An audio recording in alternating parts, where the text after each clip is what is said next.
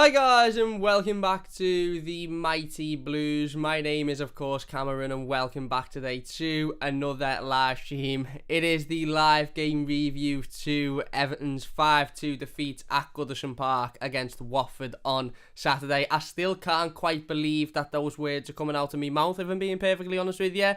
I've had 48 hours or so to settle down and try and digest the game and try and think about it in a bit more of a logical manner than what I was thinking about it on Saturday night at about 5 o'clock when we done the instant match reaction. But it still hasn't fully quite settled that we put in that performance, and I've labelled it as the title of the live stream, and I stick with that opinion, to be honest. That is the worst defensive performance I've ever witnessed. I'm 23 years old tomorrow.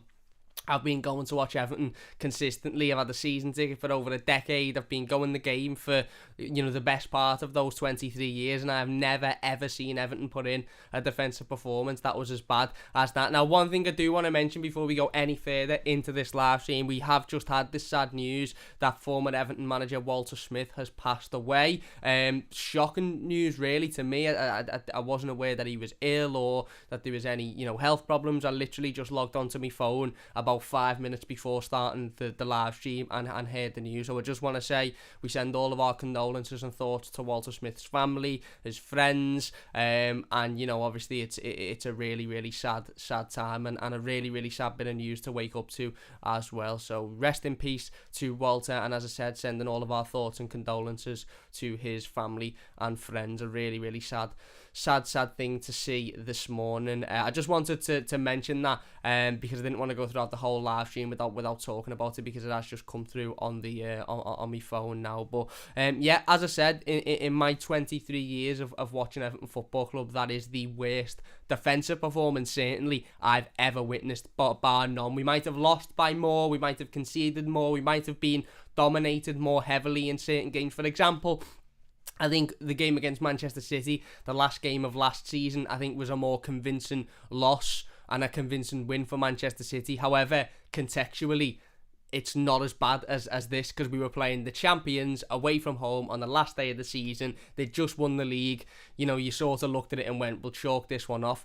This game, we were playing a side that will be fighting relegation come the end of the season. Now, before I go into it, I just want to say, listen, at full respect to Watford, fair fucking play to Watford Football Club. They turned up, and not only did they get back into the game after conceding within a couple of minutes, and they could have dropped their heads. It could have been, we're going to lose again, we're away from home, the crowd are up, but they didn't. They picked themselves back up, they got back in the game. But more impressively for me, for Watford, is that they went 2-1 down with 75 minutes gone, and they didn't drop their heads and go, oh shit, we're losing this one, let's just, put 11 men behind the ball and try and, not concede another. They picked themselves up and thought, actually, do you know what? These aren't that great. These have been awful all game. We've been we've performed better than them. We've controlled the ball better than them. We've controlled possession. We've controlled the game. Yes, they've gone and got a goal in the 75th minute, but we can get back into this game. We can pick our heads up. We can go again. And that's exactly what they did. And unfortunately for Everton, is our players just simply don't have that mentality. In fact, we have the complete polar opposite mentality to that, and that was that when we conceded the second goal, we didn't think, do you know what, we're at home here, Premier League, this is a side that we should be beating, let's get our heads up and go and get the winner. We dropped our heads and went, oh my god, no, we're dead awful, these are well better than us, we can't be bothered playing anymore. And we went and conceded the further 4 goals or 3 goals, whatever it was, which was just absolutely atrocious. I do want to try and talk about the game logically, and as you know, with all of the game reviews, we go through every goal and we talk about it, and we talk about what went wrong and what went right. But the majority of this live stream will be very, very ranty, because again, I've had 42 hours to calm down. I was going to sit here and do the live stream yesterday, and then something popped up and I thought, you know what, I haven't quite calmed down from it. I'm not over it. I'm really, really not over it. And I get that, look, we're all Evertonians. We might have felt on Saturday night like we never want to watch a game of football ever again. Like we never want to go to Goodison Park ever again. Like we never want to bother with Everton ever again. I've seen loads of people on Twitter saying, just fold the club. What's the point anymore? We're just nothing. We're a nothing club. You know, we're useless, this, that and the other. I get all of that, and I get that. A week later, when it gets to the next Saturday or Monday in this case, we'll all be there watching the game against Wolves. I'll be there at Molineux. You know, I was fuming on Saturday night, absolutely fuming, but I'll still be there at Molineux on Monday night to go and watch us play Wolves. But that doesn't take it away from the fact of how bad this performance was. And there's a number of people that are to blame for this type of performance and this type of result, and it doesn't just stop at the manager. The manager does deserve a lot of blame because I think tactically we were set up wrong. I think the decision to not start Richarlison was wrong. If he's fit enough to be on the bench, and when he come on for the 25 minutes or 15 minutes that he come on, whatever it was, he looked absolutely brilliant. He scored the goal that we ultimately needed, so the decision to not start Richarlison was wrong. The decision to not bring Solomon Rondon off after 60 minutes, despite another 60 minutes of doing absolutely fuck all and having no impact on a game of football, was wrong. The decision to not bring on Jean-Philippe Gbamin, who is a 6'2", 6'3" centre midfielder who could have come on when we were 2-1 up and shored that game up and just completely dominated the midfield, you know, gave a little bit of support to Tom Davis and Alan, who were absolutely all over the place for the entire game, and, you know, hopefully led us to win. If he's not good enough, then just get rid of him. Just get rid of him. If he's not good enough to come on against Watford at Goodison Park with 15 minutes to go and we're 2-1 up to shore that game up, then don't let him come back to training, because he's clearly never will be good enough for any situation. I think that was a poor decision by the manager. I think tactically it was poor. As I said, bringing Anthony Gordon off was, for me, not the right decision. I thought he was having a good game. Bringing Alex Iwobi on, you know, when he's proven time and time again this season that he's not going to have any impact on the game of football, was baffling.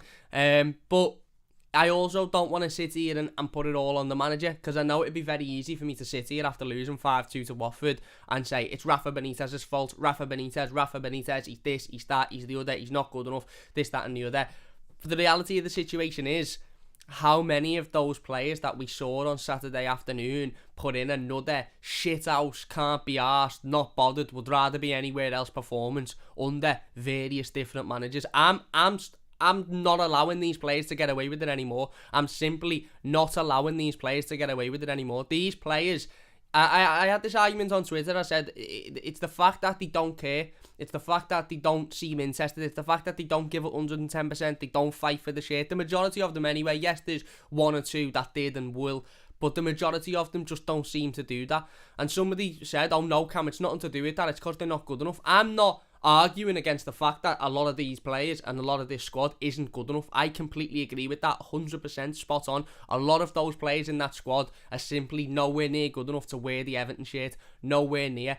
But that's not my argument. My argument is whether they're good enough or not, a lot of them aren't giving it 110%. A lot of them aren't fighting. A lot of them aren't battling. A lot of them aren't wanting to win a game of football. Because that's all that Watford did on Saturday. All Watford did at 75 minutes was pick themselves up, and every single player in a red Watford shirt went, we want to win this game more than they do. We want to get something out of this game more than they do. We want to fight for it more than they do. We want to battle for it. We want to make sure that we're leaving this ground with something. And the Everton players didn't have that same mentality.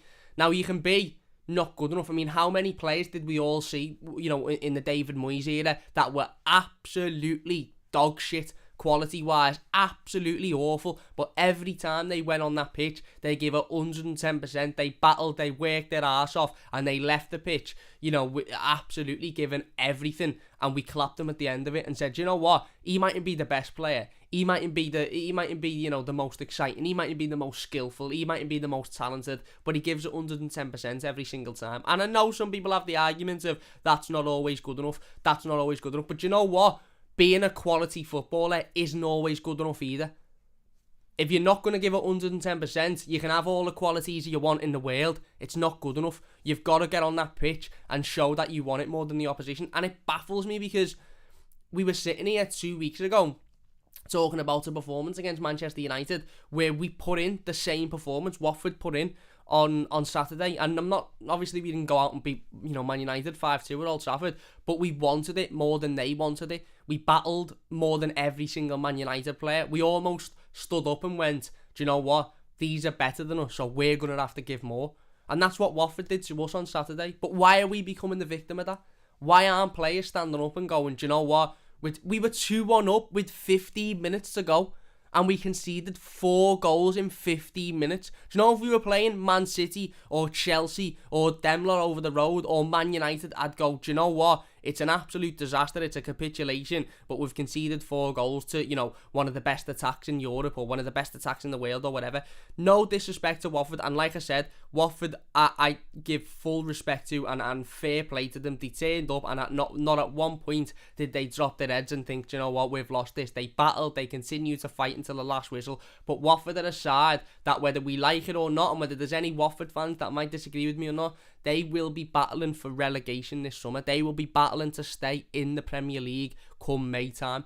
And I hope they do, because I've got nothing against Watford, and I think their performance the other day deserves to stay in the Premier League. But whether we like it or not, whether Watford fans like it or not, they will have a difficult season this season, because they'll come up against a lot of teams that they won't be able to do what they did to Everton to. They'll come up against a lot of teams that'll blow them away, that'll score more than they do, that'll want it more than they do. And we conceded 4 in 15 minutes. Now, we sat here after the Aston Villa game and said, do you know what? Well, I sat here personally. Some people might have had a difference in opinion, but I sat here personally after the Aston Villa game and said, do you know what? We weren't that bad in that game. Yes, we conceded 3 goals in the space of 9 minutes, but before we conceded the goals, we done well, considering the injuries that we had. And then after we conceded the goals, it was game, set and match, but we managed the game relatively well. We just had a mad 9 minutes. We'd done it to Burnley the week before, and I was happy to put that in the sort of file that under the filing cabinet of a bit of a mad 9 minutes that'll likely never happen again. A one-off, if you'd like.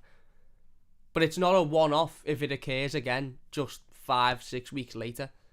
4 goals in 15 minutes against at home against the side that, as I said, are struggling to win games at the moment. Yeah, I know in the instant match reaction I said they're struggling to pick up points. And listen, I was angry, and I apologise if I've offended any Watford fans. I was very, very angry. But the reality of the situation is they are struggling to win games, certainly away from home this season. And they've just scored 4 goals as if they were playing Dave's under-9s on a Sunday morning. As if it was just dead easy to do. Josh King, I mean, I don't bet on Everton because I just don't, because I think Everton are the worst team to bet on ever, because they're just so unpredictable. But if I wasn't an Everton fan, I'd have had £25, and I know that's a bit of a mad number, but I've just plucked it out the air, £25 on Josh King to score on Saturday. It was absolutely nailed. And if you looked at that Watford starting 11, and nobody could predict that we'd get absolutely trampled 5-2, but if you looked at that Watford starting 11, you would have said, we might win 3-1, 2-1, 4-1. Josh King will score their goal. You just knew it. Did I know that he'd scored an hat-trick? I didn't. I didn't think we were that bad, to be honest. And that's nothing against Josh King. Josh King, ultimately turned up and showed that when he gets given a chance, he's got qualities. He can score goals. He can win games for teams. Technically good footballer. Seemed a lot fitter than what he did when he was at Everton. And I don't want to sit here and go into the Josh King discussion, because we could sit here and have the discussion for an hour about Josh King and did it come back to bite us on the arse and all of that sort of stuff. But the reality is that it doesn't matter. We conceded 4 goals in 15 minutes to a Watford team that aren't that great.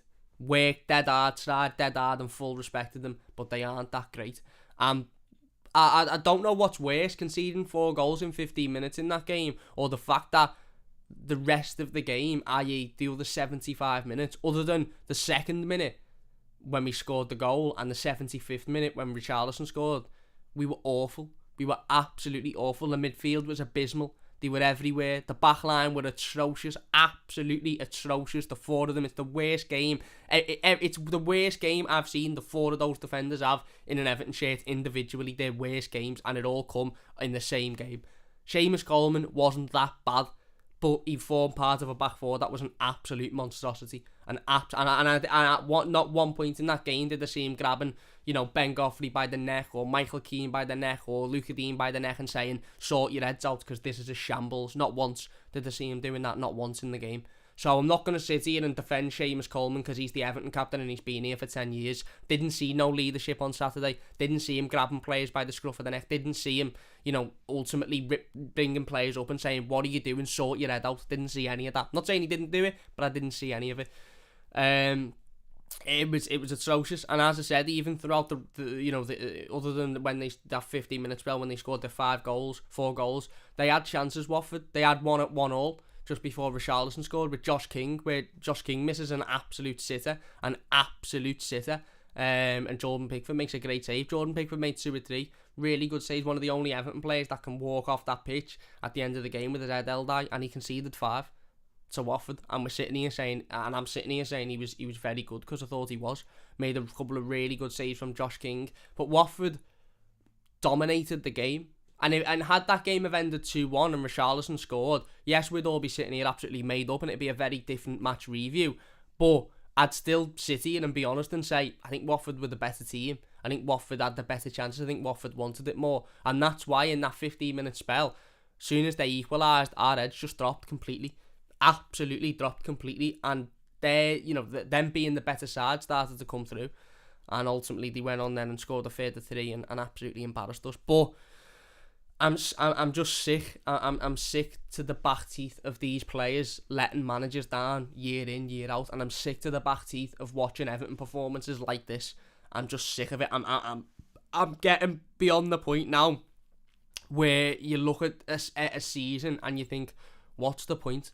Our seasons are ending, earlier and earlier every single year. And I'm not saying that this season's over.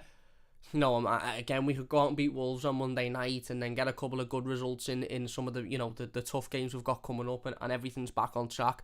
But it just it had that feeling on Saturday that was it. That was it. Without the Carabao Cup, so we can't win that. We're very unlikely to win the FA Cup. And we're not going to challenge for Europe losing games of football like that. And that's what it felt like on Saturday. And look, football is a very fickle sport, to say it all the time. Football supporters, me, you watching, we're all fickle as anything. One week we'll say one thing, the next week we'll completely change our minds. That's football, we're all hypocrites. But at this current moment, I look at this season and think, are we just in for another bang average, mediocre 10th place finish? And do you know what? If we are, we shouldn't be surprised. Because we spent £1.7 million in the summer. We've brought in a backup striker who, let's be honest, is wank. Absolutely wank. Yeah, he might work hard. Yeah, he might run round. Yeah, he might battle. But he just doesn't offer anything. He doesn't even put himself about. Wasn't even putting himself about on Saturday. Even if he was working hard or putting himself about and, giving the Watford defence something to think about, he wasn't doing any of that. He just wasn't doing any of that. So you look at this season and for me, I just think, what's the point? What's the point? Is it going to be another bang? And if it is another bang mid-table season, then maybe we should have seen it coming because of the fact that we couldn't spend in the summer, because of the fact that we've had injuries. I mean, the injuries, again, I don't want to keep going on about it, don't want to keep banging on about it. We've already spoken about injuries enough over the last week or so, but it has hindered us massively. It has, we've seen what not having Abdoulaye Doucouré does. We knew it last season when Abdoulaye Doucouré picked up that injury and he was out for 8 or 9 weeks. I don't think we won a game in the time that he was out for, and we've saw it already in the 1 week that he's been out so far this season. We were absolutely atrocious in that midfield. I mean, Tom Davies scored, and to be fair, I think his goal let him off the hook with a lot of Evertonians. I mean, I gave him a 4 in the player ratings for his goal. On reflection, I probably should have given him a 1. Because he was absolutely, he just got ran round all game. He was just nowhere to be seen. He's not Abdoulaye Doucouré, Tom Davies, and he never will be, and he can't do that role. So the more and more that the manager tries to put that role on him, the more he's going to fail, and the more games of football we're going to lose like that. The more games we're going to, be absolutely dominated in the midfield, because he's not that type of player. If you're playing Tom Davies in the midfield with Alan, you need to change the tactics around, you need to change the style, you need to change the formation, you need to change the way in which we play, because he's not that type of player. He just isn't. Alan was atrocious we were just abysmal, absolutely abysmal, and it's embarrassing. And I look at it and I think, where do we go from here? Where do we go? Where do the players go from here? You know, because I genuinely, I do look at it and I think, will those players have gone in that dressing room at full time and looked at themselves in the mirror and gone, this isn't good enough? Or will they have gone in and just went, throw the tunes on, lad, bad day at the office, we'll go again next week? Because that's not good enough. That's not good enough. If you were to ask me, Cam, what would you want from that changing room after the game? I'd want every single one of those players to walk in, not say a word to each other, kick a few water bottles, kick a few mirrors, get changed, get in the showers, walk home and not say a word to each other, and preferably not speak for the next 3 days in training, and all be absolutely fuming at the fact that they'd allowed that to happen. Don't want them going the old... I think it's far too easy for footballers in this day and age to fall into the only one game, but, you know, we go on, we move forward. That isn't good enough. That isn't good enough. And if those players don't fully understand that isn't good enough, then it'll never change. It'll never, ever, ever change. And as I said, there's a mentality at this football club that rings from top to bottom. And by top to bottom, I mean through the directors, the chairman, to the manager, to the players, to the staff, to everybody in this football club, that we can be shite because we're Everton. And sometimes Everton are shite. And Everton do that. Yeah, we do that. I mean, you know, I seen Toffee TV, I'm going to Toffee TV today, by the way, so you'll see me there, put up a picture on Twitter, which was like, in fact, I'm going to get it up, because it pissed me off that much that I'm going to get it up. This is Everton's, I think I can get it up anyway, unless, this is Everton's list of achievements, modern achievements in the modern day age. First club to have a scoreboard, half-time, full-time facility. First club to have its own podcast. First club to have its own online social networking site. And first club to sell tickets via text message. Now, if you're an opposition fan watching this, you've probably just absolutely pissed yourself laughing. Manchester City have got consecutive 5-time Carabao Cup winners, 4 5-time Premier League winners, you know, Champions League finalists, Chelsea Champions League winners, Premier League winners, them lot over the park, Premier League winner, Champions League winner. We've got first club to have its own fucking podcast. And you might say, yeah, but Cam, that doesn't mean anything. But the fact that, if I was creating Everton's website now, as an Evertonian, and they said to me, put modern day achievements in there, and put these achievements in there, I'd tell them to fuck off. I'd say, there's no way I'm sitting here, a professional Premier League football club who is the 4th most successful in English football, won 9 league titles, 5 FA Cups, had some of the greatest players to ever play the game. I'm not sitting there in modern day achievements and writing, has the first club to have their own fucking podcast, or the first club to sell fucking tickets via text message. Not a chance, mate. Not a chance. It's shocking. And I know a lot of our history is first club to have underfloor heating, and first club to have, you know, I think it's a purpose-built stadium, and this, that, and the other, and all of these, and they're great because they're from the 1800s, early 1900s, when you know, they were big things in football. But we were also winning league titles then, so it's sound. We can say we were the first club to have underfloor heating because the season we got it, I think we won the league. So we were winning league titles year in, year out. We were winning FA Cups. So you could say all those little, if we had 3 FA Cups and a Premier League to say for that, I'd go, yeah, first club to make its own podcast, boss, yeah, we've also won these league titles and that. But it's almost like they've gone, do you know what? We need to make it seem like we're a success.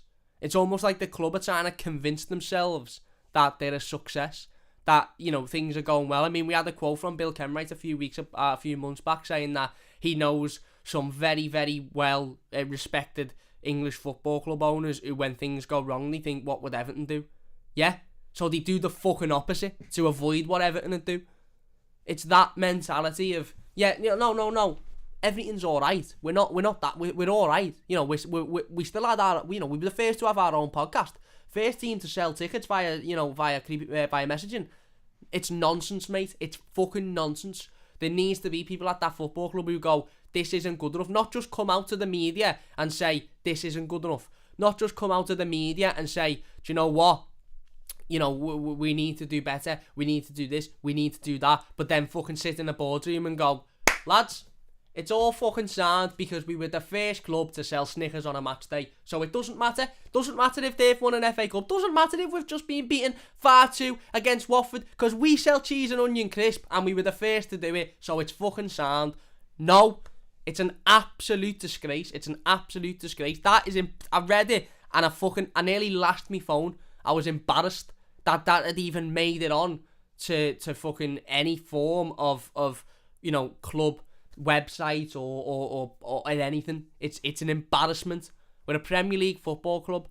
I don't want to see any list of honours unless we're winning titles, cups, challenging for leagues, you know, finishing in the Champions League. I don't want to see anything, because anything else isn't a success. I don't go the match to support Everton. I don't pay £500 a year because we were the first club with its own podcast, or the first club to sell tickets via message. I don't go. That's not why I go the match. I go the match every year with the hope that my club will be a success, with the hope that my club will win titles, my club will challenge for leagues, my club will, you know, I'll be sitting there one day thinking, fucking hell, we win this and we're in the Champions League. Or, do you know, that feeling that we all had, cast yourselves back to Everton versus Arsenal, 2014-15 13-14 season, Roberto Martinez's first season. I remember Everton I think Arsenal were 4th at the time, Everton were 5th.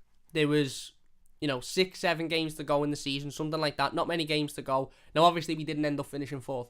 But at that time, it very much felt like whoever won that game would finish in the Champions League place. Now, obviously, in hindsight, we went on to do an Everton and lose to Crystal Palace, I think, and drop points elsewhere, so we didn't end up finishing there. We finished 5th that season. But at that time, going into that game, I remember thinking, we win today and we are in absolute pole position to play in the Champions League. We are in pole position to finish in the Champions League. And there was that air of, are we going to Everton it? Are we going to do an Everton mentality? Are we going to this? Are we going to that? We went in the ground.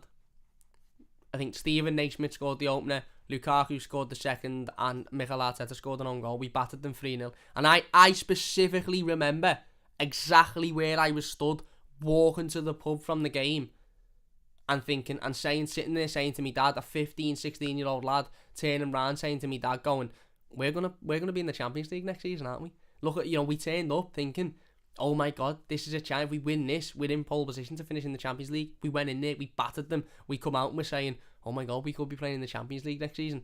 I've never had that feeling since. We're in October, and I've just left the game thinking, that's another season done and dusted. It's not good enough. And it wouldn't surprise me if a list of modern day achievements, they had finished 5th in a season that we could have finished 4th. It was shocking. It was shocking. Anyway, we will get into talking about the game and the goals, and we'll digest it a little bit more in a moment. We are going to get in the live comments in a second as well. But another thing I wanted to say is, I watched West Ham on Sunday beat Tottenham, another London derby that they'd won. If you're enjoying, by the way, please hit that like button. It only takes a second. If you're new to the channel, don't forget to subscribe. If you are, as I said, we got loads of support on Saturday after the instant match reaction and the player ratings, so we are, I think, less than 15 subscribers away from 5,000. So if you are new and you want to subscribe, please do so, because we are aiming towards that 5,000 subscriber mark, so that would be absolutely brilliant. The views and the comments that we got on the instant match reaction and stuff were brilliant, so thank you very much for that as well. Listen, I never like coming on and ranting and raving and arguing and swearing and fighting when Everton lose. I don't. Can't say to the old fan channel myth of that fan channels love it when the teams lose because they get loads of views. I'd rather have got 100 views on that video and us won the game than 6,000 or whatever it got and us lost, because I'm still absolutely raging about it today. But as I said, massive thank you for all of the support. I really do appreciate it. If you're new and you've just subscribed, thank you very much. If you're new and you haven't subscribed, please do so. It takes a second and I would really appreciate that. But I was watching West Ham the other day, watched them against Everton last week, a team that were compact, solid, players that fought for the badge, players that fought for the club, players that fought for the manager, worked hard, battled, and ended up winning the game. Yes, they weren't great. Yes, they didn't create an immense amount of chances, but they come out with a win. Watch them again against Tottenham, very similarly. Worked hard, battled, compact, tight, come out with a win. And I look at that David Moyes side, and I'm not by any stretch of the imagination saying that Rafa Benitez should be sacked or whatever. But I can't tell you what I would give to have David Moyes back at Everton. And I never thought I'd say those words. I never thought those words would come out of my mouth. I would give an arm and a leg to have David Moyes back at Everton. I really, really would. And that's not because I want Rafa Benitez out the club, or because I think he should be sacked, or because I think he's doing an awful job. It's just because I ask myself this question almost every day. What are Everton? What are we? We've got no identity. We've got the players don't seem to have any passion, any fight, any desire for the shirt. We don't know what we are, where we're meant to be. One week we're the best team in the world. The next week we're absolutely awful.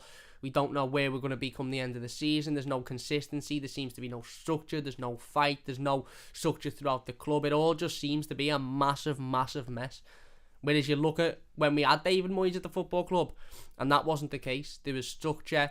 There was a mentality. There was an identity. As I said before, yes, we didn't always have the best players, but we had players that had worked their arse off and give it 110%. And even if they weren't the best, we'd win a lot of games because of that. Because we had players. I remember the days under David Moyes when the only good players we really had were Mikel Arteta and Tim Cahill. They were the only half-decent players we had in those days.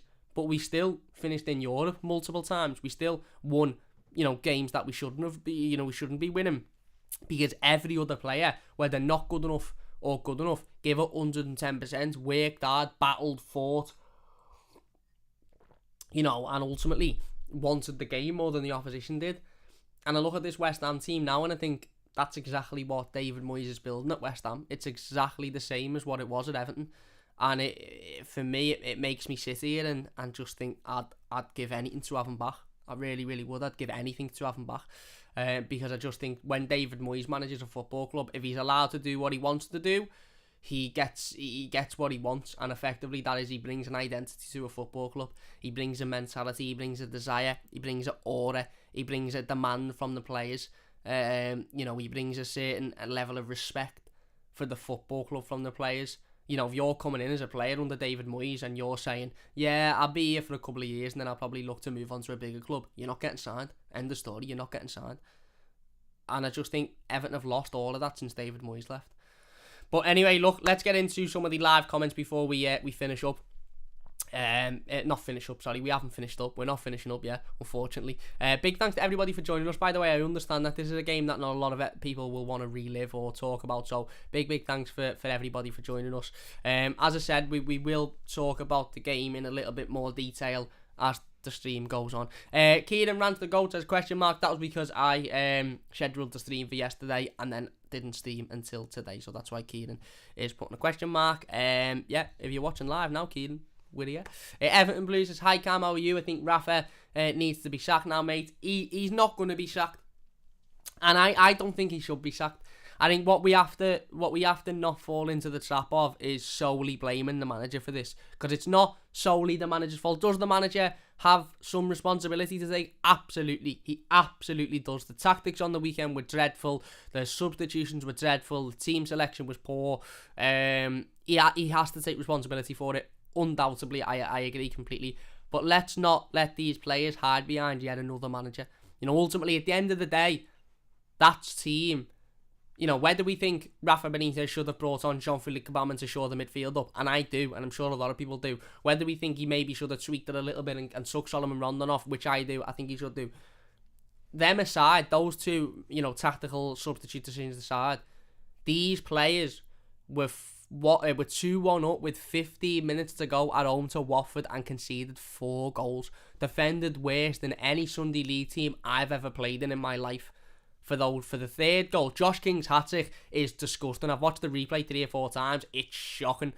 The midfield from Tom Davis just kicking it aimlessly at a Watford player. Alan running into tackles like a headless chicken. And then the defence. Oh my God, the defence are abysmal. Again, as I said, yes, the manager can be blamed. Yes, the manager should take responsibility tactically. I get that. I understand it completely. But I don't care what decisions Rafa Benitez made or didn't make. These players were 2-1 up with 15 minutes to go at home to a side that have struggled to pick up points away from home all season, and they conceded 4 goals.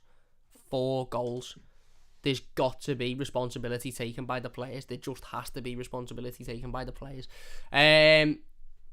Eugene says, Jesse Lingard tip for Everton move. I doubt that, to be honest with you, mate. Rest in peace, Walter Smith, says Eugene. Absolutely, mate.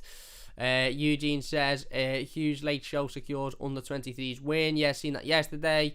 Jason says, hi, Cam, hi, everybody. Hi, mate. Boy says, hey, mate. Jason says, rest in peace, Walter Smith. Absolutely. The Dugout Football Channel, what's happening, Dougie? Says, rest in peace, Walter Smith. Very sad news. Spot on, mate. Jack says, first time I can watch it live. Just been speaking on Twitter, Cam, mate. Hopefully a bit of fight.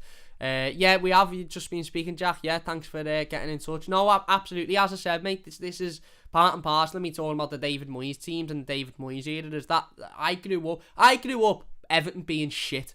Let's be honest. I've mentioned it again because I want a couple of happy birthdays tomorrow from you all. I'm 23 tomorrow. For the majority of my 23 years, Everton have been absolutely dog shit. Not challenging for any titles, any cups, anything. We've just been a nonsense team. We've been there or thereabout. We've been shit. But for the majority of those years, certainly under David Moyes, I didn't care about that because I loved my football club. And I love my football club now. But I can't lie, it is becoming harder and harder to love this football club and love these set of players like I did under David Moyes. Because under David Moyes, it was like, yeah, we're shit. Yeah, the players aren't that great. Yeah, we haven't got as much quality as Man United, Liverpool, Chelsea, Arsenal, etc. But we'll work 10 times as hard as them and we'll kick and we'll fight and we'll battle and we'll give it 110%. And sometimes we might lose, but we'll go out saying, do you know what? We made that hard for them then. I mean, gone are the days where ex-players used to talk about Goodison Park being the hardest ground to come to because, the players were always fighting the way they were set up with David Moyes. It was always to battle. It was always to, give them an audible game. The atmosphere was always, apt like a lion's den. Now, the atmosphere is like a fucking pen of newborn fucking puppies and the team are like just a gang of shithouses who can't be arsed. Stephen says, morning, I'm still fuming, can't get over that team performance. Yeah, can't forgive the team for that performance. Yeah, I agree, Steve. If you're enjoying, by the way, hit that thumbs up button. It only takes a second. If you're new, don't forget to subscribe. Boy says, for the love of God, bring Dixie back. We need a striker who can score. He also says, rest in peace, Walter Smith. Cyber B says, rest in peace, Walter Smith. Stephen does as well, absolutely. Joel does as well. Spot on, everybody. Sending our condolences and thoughts to Walter's family and friends. Jason says, I have been an Everton fan since the 80s. It was the worst since then. Well, there you go. Keeper Boy says, so close to 5k. If anyone is new, subscribe. Thank you very much, my mate. Really appreciate that one. Wolfie says, happy birthday, lad. Cheers, mate. Stephen says, we should never put an Everton shirt on again. More Rondon than on an Everton player. No fight or heart. And Jack says, can that mentality be in here since Moyes left a couple of seasons ago, lad? No, I agree, absolutely. By the way, we may as well have a laugh about this defeat. Let us know if you've ever seen a worse Everton performance. Let me know. Jack says, happy birthday, brother. Thank you very much. Let us know if you've ever seen a worse Everton performance than that. Conceptually, we might have conceded more. We might have, not scored in certain games. But conceptually, given the game of football, have you ever seen a worse Everton performance than that? Because I don't think I have. In my 23 years, I don't think I have. Anyway, let's get into talking about the game for a little bit because it's a game review and I know we don't want to and I know we can't be arsed, but we've got to because they're the rules that I set myself, that no matter the result, no matter the performance, I still try and talk about the game in some point. We will get back in the live comments, by the way, so if you are enjoying, please do hit that like button. It only takes a second, and get your thoughts in the comments because we'll be getting back involved. If you watch this a YouTube video, by the way, leave your thoughts down below. And we'll get involved with as many of them as we can as well. Anyway, as I said, we started well. We started well. Couple of minutes in, 2 minutes in, Anthony Gordon does really, really well down that left-hand side. Plays an unbelievably nice ball to Demarai Gray. Demarai Gray does what he does best. Knocks the defender inside out, spins him inside out, gets a good ball across the box, and Tom Davies is there to put it in. Dream start for Tom Davies, low on confidence, hasn't had much of an opportunity in the first team. Abdoulaye Doucouré picks up an injury, he gets that chance to step up and show what he can do, and within a couple of minutes he scored. Opening goal, 1-0 up, 2 minutes against Watford at Goodison. Surely this is just going to be the start of what is going to be an easy, comfortable afternoon for Everton. I just watched Chelsea beat Norwich 7-0 thinking, yeah, we'll do this to these today. It'll be absolutely boss. But then from that point, and I literally do mean from that point, as I said, Watford sort of had this mentality of, whereas what I think Everton have done in that situation is Eds would have dropped, would have gone, we're 2-0 down, away from home, 2 minutes gone, we're not going to get back in this game, let's just sit in a corner and cry. Watford actually went, you know what, It was Joe, what it reminded me of? It reminded me of when you're playing Sunday League as a kid and you concede a stupid goal early on and your manager just screams 0-0, lads. 0-0. It's 0-0. 0-0, everyone. Come on, 0-0. Go again. It's only a couple of minutes in, 0-0. And then it's almost like a restart of the game. And yet you're 1-0 down. But you then sort your head out, you get back in gear, and if you're the better team, you'll go and equalise, and then you'll go on and win the game anyway. It almost reminded me of as if Claudio Ranieri had screamed, 0-0, everyone, come on, silly goal to concede, pick your heads up and go again. Whereas Everton had almost gone, what do you mean 0-0? What's that mean? What do you mean 0-0? What's going on there? And Watford then ultimately just started to control the ball a lot more. The midfield again were working sort of hard, I suppose, moving the ball around a little bit. On the ball, I don't think the midfield were awful. Off the ball, I think they were absolutely atrocious. It was that typical, thing when you used to play Sunday League and you'd watch teams that on the ball were just amazing, but off the ball were absolutely, you could tell why none of them had been scouted for professional football clubs, because on the ball, they looked like Ronaldinho, and off the ball, they looked like Ronald from down the road. They were just absolutely dross. And that's what Everton reminded me of, on Saturday. There was no cohesion. There was no sort of organisation. There was no shape. There was no structure. It was just on the ball. We were just atrocious. Absolutely atrocious. And, yeah, as I said, Watford just sort of continued to prod, continued to battle, continued to fight. And you were sort of thinking, right, okay, go and get a second here and kill the game off. Go and get a second and give them something to think about. Give them, again, sort of give Watford that, I suppose, that little bit of a push to let their heads drop and almost think, do you know what, this is game, set and match this. We're not getting back from this. There was a shout for a penalty in the first half. I can't remember if it was at 1-0 or 1-1. But Demarai Gray got trampled down. Personally, for me, I think it's a penalty. I think if it's against any of the top 4 or 5 teams, the big 4 or 5 teams in the Premier League, I think it's given. Undoubtedly, I think it's given, but it wasn't. It was for Everton and it wasn't given. And then obviously Watford equalised, and who else would it be other than Josh King? Ball comes into the box again. Luca Dean gives a stupid free kick away, absolutely stupid free kick away. He had a stinker on Saturday, Luca Dean, an absolute stinker. Gives a stupid free kick away. I'll never ever understand Everton defenders giving free kicks away, because we are, by the way, and I'll go again, no exaggeration with this, I mean everything I'm about to say, I think we are the worst football establishment on planet Earth for defending set pieces at any level of football in any country. I honestly think we are. Every single ball that comes into the box we concede from without Yerry Mina in this team. Said it on Saturday after the game, give Yerry Mina a lifetime contract. This fella is so important to Everton. It's beyond belief. It's absolutely beyond belief how important he is to Everton Football Club. Our defence is absolutely abysmal without Yerry Mina in it. Absolutely abysmal. Give that fella a lifetime contract tomorrow, because without him in there, we are shite. And I capitalise the word shite, because we really, really are. Again, Luca Dean gives up a stupid free kick. Ball comes into the box. And Josh King, it's dropping about. I think Demarai Gray is keeping him onside on the left hand side or the right hand side. It's off to Josh King. He's completely unmarked. Considering he's Watford striker, and okay, he might have played for Everton for 4 or 5 months and not done anything, but I think the defence still should have maybe looked at him and went, you know what, we should probably mark him. Ball falls to him and he gets it's a quick reaction finish, but it's probably the easiest finish he'll have had for a long time. And Josh King gets his first goal since scoring at Goodison Park for Bournemouth at the end of the 2019-20 season. Now, he played for Everton for 3 months in between that. Scored his last club goal at Goodison. Scored his most recent club goal at Goodison. Neither of them were for Everton. Is anything more Everton than that? And I know some people hate the Everton that mentality. And I know some people hate the, we're going to do an Everton this, that and the other. But whilst these things keep happening, the longer that mentality is going to go on for. And I hate it myself. I hate the Everton that we're going to Everton it. I hate it because it's a negative mentality with negative connotations. But whilst it keeps occurring, it's always going to keep getting brought up, because only Everton Football Club would have a player who had scored their last goal at Goodison Park, their most recent at Goodison Park, but have played for us for 4 months in between and not fucking even had a shot on target. Only Everton would have done that. Anyway, Josh King puts it away, 1-1, and you're thinking, okay, we're still very much in this game. Watford are back in it. Josh King's got his goal, and I was sort of thinking at that point, right, he's got his goal now. At least it's not a last minute winner. At least it's not, a 93rd minute, 0-0, and he's volleyed on him from 45 yards. At least his goal is, a bouncing around 1-1, halfway through the first half goal. So that's out the way now. We don't have to worry about that now. Was I wrong?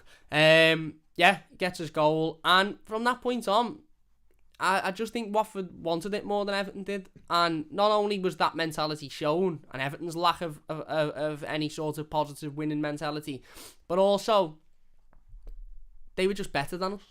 Ultimately, they were just much, much better than us. They worked harder than us. They wanted it more than we did. They battled. They fought more than we did. Their midfield were just absolutely all over our midfield. They won the midfield battle. They won every sort of 50-50 that they could win. We, again, maybe grew into the game a little bit towards the end of the first half. As I said, we had that penalty situation, which, for me, I think we should have had a penalty. Other people don't, and that's fair enough, but I think we should have.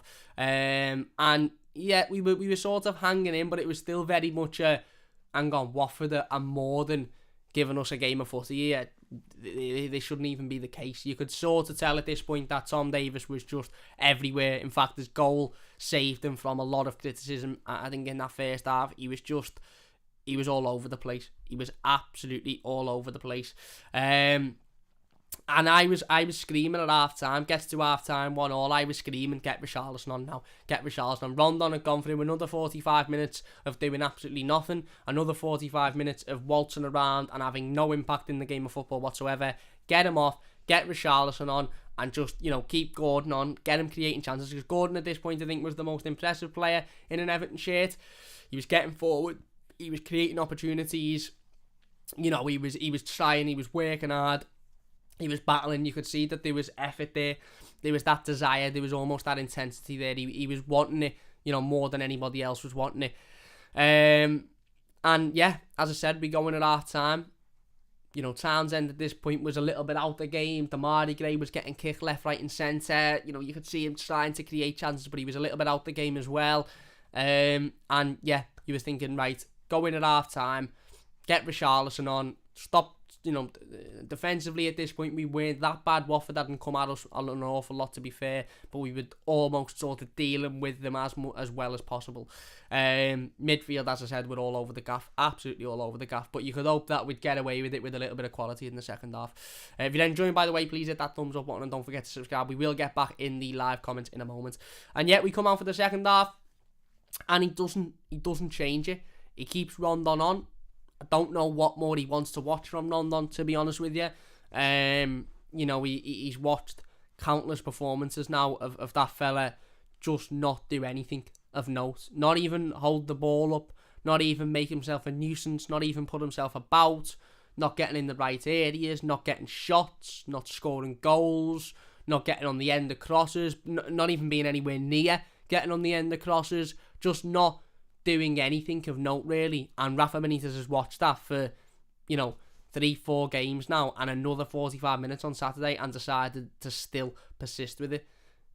As I said, the game continues to go on and Watford just looked a much, much better team. They looked more comfortable. At this point, the midfield is just absolutely abysmal. They're just getting pounded left, right and centre. Alan seems lost. Tom Davies seems like he's a kid in a theme park who's lost their mum and dad and just doesn't know what to do, so he's just going around kicking things. And we just looked abysmal. We bring Richarlison on, and this I think is a big turning point in the game because he takes Anthony Gordon off. Now, obviously, this was met with ferocious boos from Evertonians at Goodison Park. Now, it's hard to determine whether those boos were because Anthony Gordon was coming off or because Solomon Rondon was staying on. But I thought it was the wrong decision. I half understood the wanting to play two up front, but I would have much rather have had Richarlison and Lewis Dobbin up front than Richarlison and Solomon Rondon, because I just don't think Solomon Rondon offers us anything whatsoever. But again, even given given the benefit of the doubt that the manager wanted to have two up front, I still think Anthony Gordon is the wrong player to bring off in that situation. I do. I think you've got Demarai Gray, who at that point had been getting kicked up in the air all game. You could see he was, I don't want to say struggling with injury, but he was sort of, again, I think he was a little bit almost like he'd been knocked about too much, and it was sort of having an impact on his game. Andros Townsend at this point wasn't really doing anything, was ineffective, wasn't in the game. Anthony Gordon was the only Everton player who at this point looked like creating anything, doing anything, who looked like they were any sort of a threat to Watford's back line, and he's taken them off. So yeah, as I said, met with ferocious boos from Goodison Park. Anthony Gordon comes off, Richarlison comes on, and luckily for Everton, within 2 or 3 minutes of Richarlison coming on, Michael Keane does the best thing he's done all afternoon, plays a chip ball in to the box. Richarlison gets on the end of it, heads it into the back of the net, gets in, 2-1, 15 minutes to go. Richie's back, he's jumped in the crowd, and at that point, I sort of had that feeling of a little bit like Norwich. Now, I know we won 2-0 against Norwich and Norwich didn't score, but it sort of felt like the Corey's goal against Norwich, that one, and by that I meant it was almost like right, we've scored the goal now, we've got that safety sort of cap, now just go and shore it up, don't concede again, and don't do anything stupid defensively, just see this one out, and we can again file it under. Not the best performance, but a result nevertheless. And as I said, absolutely amazing to see Richarlison score, amazing to see him back in the Everton team. That's one big positive. I don't want to be all doom and gloom. I don't want to be all negative and this, that and the other. But one big positive was Richarlison ultimately not only returning from injury, but returning with a goal. And it showed that just how much we miss Richarlison and Dominic Calvert-Lewin. That was shown evidently in that 5-minute spell of him coming on the pitch and scoring instantly from coming on. That it was shown how much we miss and how much of a goal threat we lack without those two players on the pitch. Because if Richarlison comes on 5 minutes later there and Michael Keane plays that ball, Rondon isn't getting on the end of it and putting it in the back of the net. Not a chance. Andros Townsend isn't, Demarai Gray isn't, and again, I'm not having a go at Andros Townsend and Demarai Gray. They've been a goal threat all season, absolutely, but they're not getting on the end of that ball. Richarlison's getting on the end of that ball and he's putting it in the back of the net. So amazing to see Richie back, amazing to see him back on the score sheet. And with 2-1 up, 15 minutes to go at home to Watford, 2-1 up. Yes, they'd worked hard. Yes, they were arguably the better team. Yes, they arguably wanted it more, but we were 2-1 up. Sometimes in football, you don't get what you deserve and the opposition team win. Not in this case. And it all sort of fell to bits, didn't it? From then, it all sort of fell to bits. We've got 15 minutes to see out a game against a side in Watford who will likely be fighting relegation come the end of the season. And again, for me, two things were the turning point when we went 2-1 up. Firstly, why the manager doesn't bring on Jean-Philippe Gbamin to shore the midfield up is beyond me. If he's not good enough, then get rid of him. If he's not fit enough, then why is he on the bench? Secondly, is that was a turning point, that goal for the 22 players that were on the pitch. The 11 in red of Watford went, no, do you know what? We've been the better team here. We've dominated more. Let's not forget, just before we scored the second, just before Richarlison scored, Josh King had a one-on-one with Jordan Pickford where he hits it straight into Jordan Pickford. Jordan makes an excellent save. Really, really good save to deny Josh King. So the Watford players ultimately turned around and went, no, do you know what? We deserve to be in this game. We can get back in this game. We can at the very, very least get an equaliser and go and get something out of it. And Everton's players almost went, yeah, we're 2-1 up now. Yeah, these are a bit shit. We'll win this. No problems whatsoever. Don't need to focus on defending. Don't really need to do anything because we've won this game. And then ultimately, as I said, again, Watford continued to get forward. Watford continued to show that they wanted it more. Showed that they were the better team. They were more organised in midfield. They get the equaliser, ball comes in, I think it's Kucha, gets his head on the end of it, it's 2-2. And then all of a sudden, I think, again, as I said, the difference in mentality from when Watford conceded to when we conceded. When Watford conceded, they picked their heads up and went, no, do you know what? let's get back into this. Let's get back into this. These aren't that great. When we conceded, we went, oh my God, look at what's going on here. We're absolutely dreadful. These are going to go on and win it. We can't be bothered. 2-2. Obviously, Kucha gets his head on. I think he gets his head on the end of the cross. I haven't seen the replay. Gets his head on the end of the cross. And then from that point on, we just absolutely shit ourselves. Absolutely shit ourselves. And that last 15 minutes is the worst 15 minutes of football I've ever witnessed as an Evertonian. Ever witnessed as an Evertonian. Josh King gets through on goal. Well, they get through on the left-hand side. Luca Dean may as well be sat in ours, to be honest with you. He was atrocious. Josh King I can't remember who it was. Don't know whether it's Sarr gets through, plays a cross ball into Josh King, very similar to the goal that we conceded against Aston Villa, Leon Bailey's goal. Josh King gets one touch out of his feet, and all of a sudden they're winning 3-2, and you're thinking, how literally 35 seconds ago were we 2-1 up, thinking we're going to win this game, and now we're 3-2 down. Couple of minutes later, again, Tom Davies and Alan decide to just kick the ball against each other, and it falls to Watford's midfield. They walk through us, ball into Josh King. The whole defence step out. Michael Keane sat next to me in the park end, sort of thinking, what are you having for tea, Cam? Have you played the new FIFA? Josh King takes a touch round and volleys it past Jordan Pickford. It's 4-2, and then literally a couple of minutes later, they get another chance. I haven't even seen the fifth goal again. I haven't even seen it. I know Dennis scored, and then all as I remember is he done a little celebration at the end of it. Can't remember the goal. Can't remember what it was like. Can't remember how he scored it. Can't remember who was at fault. I just remember him running off celebrating, and all of a sudden, within the space of 15 minutes, Everton have gone from being 2-1 up, and I wouldn't say cruising because we were still shit, but 2-1 up and thinking, yeah, we'll see this out here, to 5-2 down against the Watford team, who have struggled to score goals all season, struggled to win games, and the goal scorer of 3 of those goals is former Everton striker Josh King. And in that sentence, ladies and gentlemen, it does not get more Everton than that. It doesn't get more Everton than that. The final whistle goes, everyone's obviously fuming, Watford are made up. And yeah, we've just witnessed another complete capitulation, another performance of shithouse players who don't care about the football club, who don't care about wanting to win for the football club, who don't care about performing for the football club, turning up, not really caring, not really showing they want it, and being embarrassed by a team that just wanted it more than we did. And that game of football is a fantastic indication of it doesn't matter how much quality you've got in on the pitch, doesn't matter the level of your players, doesn't matter the standard. If your players aren't arsed and don't want it as much as the opposition players, even if the opposition players aren't that great, they'll still win the game. And that's exactly what we fell under on Saturday afternoon. Just abysmal decision making by the manager, abysmal substitutions by the manager. Why he then brings Alex Iwobi on baffles me. What's Alex Iwobi going to do in a situation like that? Baffles me. Doesn't give Lewis Dobbin a go, doesn't put Kabaman on to show the midfield up. Absolutely awful by the players. The midfield, I think, embarrassed themselves, to be honest with you. And I will stick by that midfield of Tom Davies and Alan doesn't work. Tom maybe just isn't good enough. Maybe he's just not consistent enough. Maybe he's just not good enough. He certainly isn't good enough to do Abdoulaye Doucouré's role. No one can convince me otherwise. And the whole back line embarrassed themselves, as I said. Worst performance Ben Godfrey's put in an Everton shirt. He was absolutely embarrassing.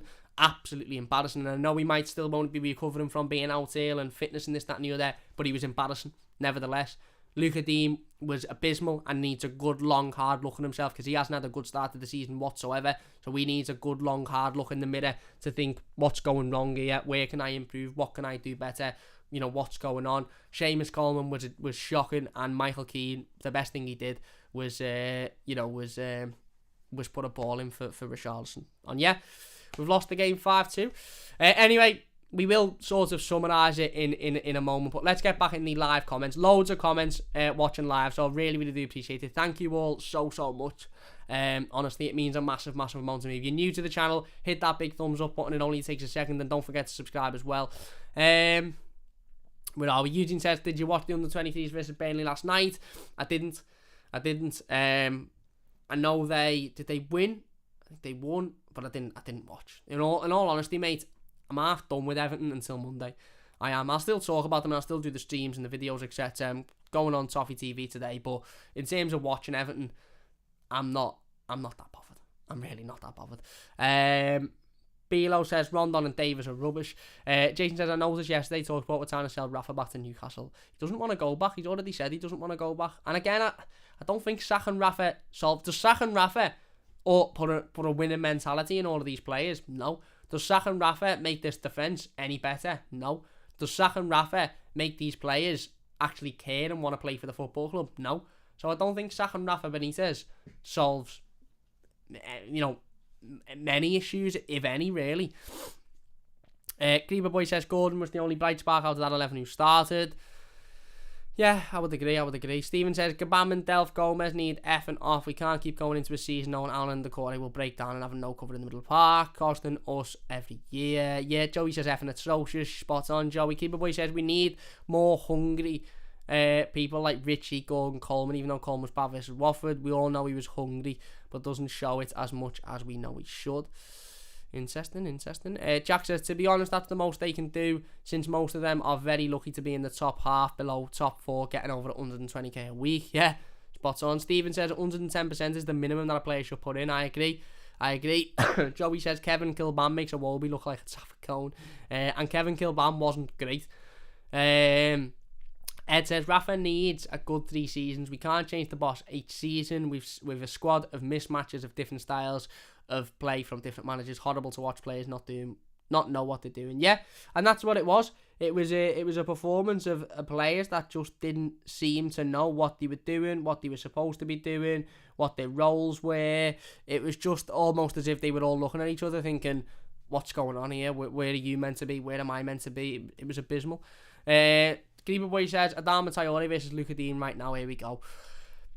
I'm not too worried about Adama Traore because I don't really rate him, but yeah, Luca Dean's having a stinker at the minute.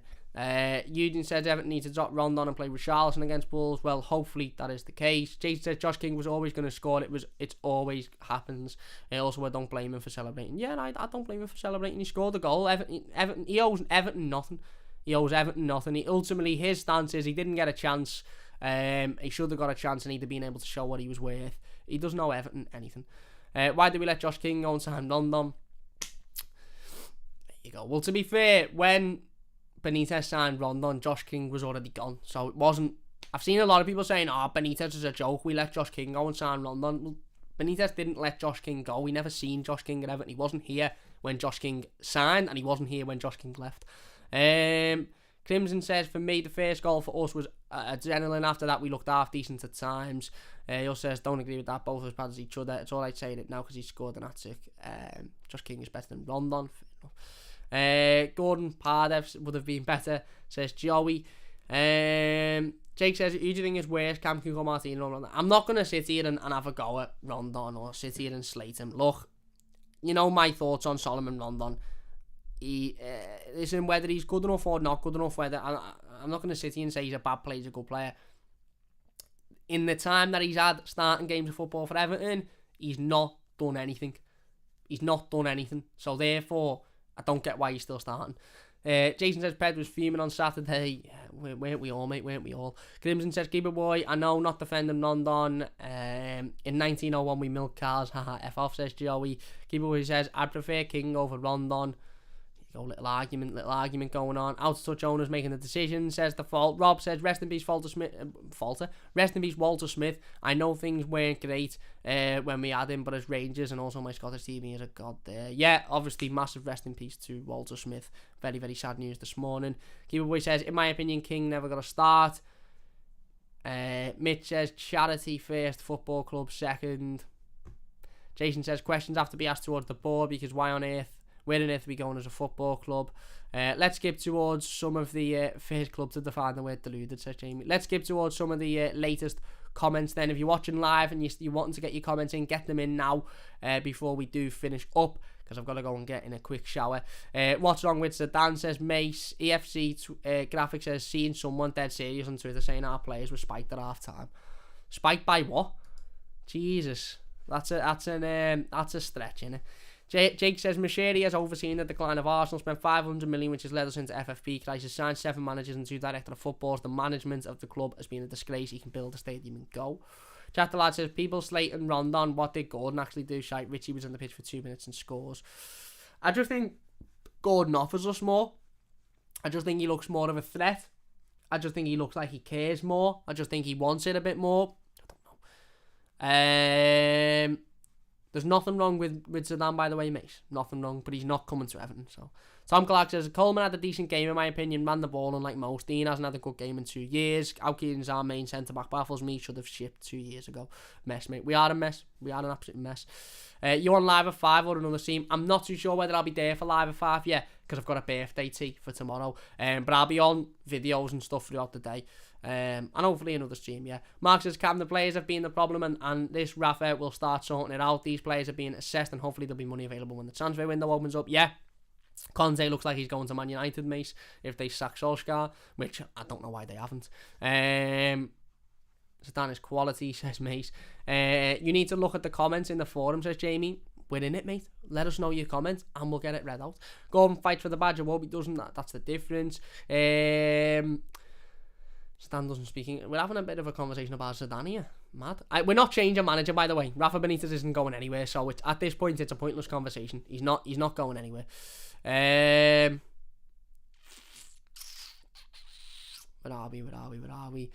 Kerr says, yeah, give Rafa a fair shake. He's had nothing to work with money-wise. Yeah. Mark says, Cam, sorry, you need to think of FFP at the moment, but before you get rid of players, Kabama might say 2 million a year, but if we sell him below his written value, we could incur 10 million loss. Yeah, I agree, mate. I was only being a bit pedantic before, but I agree.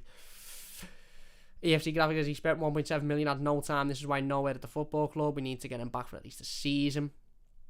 Jamie says, what must piss every Everton manager off is why Duncan Ferguson always keeps his job. Well, listen, he's obviously doing something right, because every manager chooses Duncan Ferguson to keep his job. So, May says money talks. I think still talking about Zidane there. Rafa out, don't be stupid. Martinez, Koeman, Silva, and Ancelotti, all our performances from Everton players where the players capitulated, says Jamie. You're spot on, mate. You're absolutely spot on. A lot of the players have to take a lot of responsibility for this. It's like Spurs, he says, Joey, yeah.